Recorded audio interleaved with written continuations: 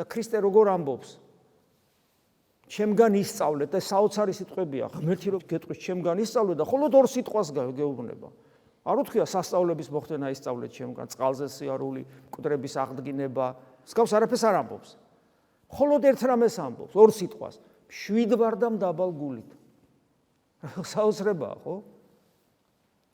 და ეს არ არის ფსიქოსომატური სიმშვიდე და ფსიქოსომატური სიმდაბლე. ეს არის ჩვენში ღმერთის მყოფობა და ვისაც ეს ერთხელ მაინც განუცდია, მან ისისო სხვა არც არაფერი არ ჭირდება ადამიანს. დიდხანს სიცოცხლეც არ ჭირდება. არაფერი არ ჭირდება. გარდა იმისა, რომ ღმერთი შენთან არის. მაგრამ ეს არის ჯილდო ზუსტად და შენ თუ თავდაბლობისკენ ნაბიჯს არ დგავ, შენ თუ იმ უძღების შვილის მდგომარეობაში ხარ, რომელიც წავიდა და ჯერ არ დაბრუნებულა, ან წავიდა იმ წუმპეში და იქ ელოდება, არაფერი არ გამოვა.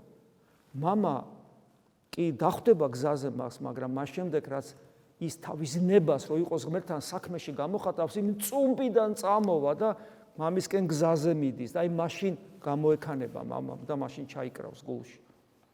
გესმის? და ჩვენ ხო ყველანი უძღების შვილები ვართ. ჩვენ ხო არც ერთი არა ვართ სუფთები. ჩვენ ხო სამწუხაროდ გული გავიბინძურეთ ამ სოფელში და მე მოვედით ეკლესიაში იმ იშვიათი გამონაკლისის გარდა, ვინც ბავშვებიდან ეკლესიაში აღიზარდა და ესეთი სადავართ ჩვენ ასეთები.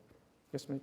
ამიტომ ეს გავითვალისწინოთ, რომ თავდაბლობისთვის ვიღებთ და თავდაბლობის garaშე ქრისტეს ვერ ვემსგავსებით, ამიტომ ქრისტესთვის ჩვენი გული დახურულია და რადგან ღმერთი ჩვენში არ შემოდის, ჯილდოც ღმერთია ჩვენთვის, მამას უფროს შვილს ეუბნება, ჩემი ყველაფერი შენია. აი ჯილდო რა არის. ჩემი ყველაფერი შენია.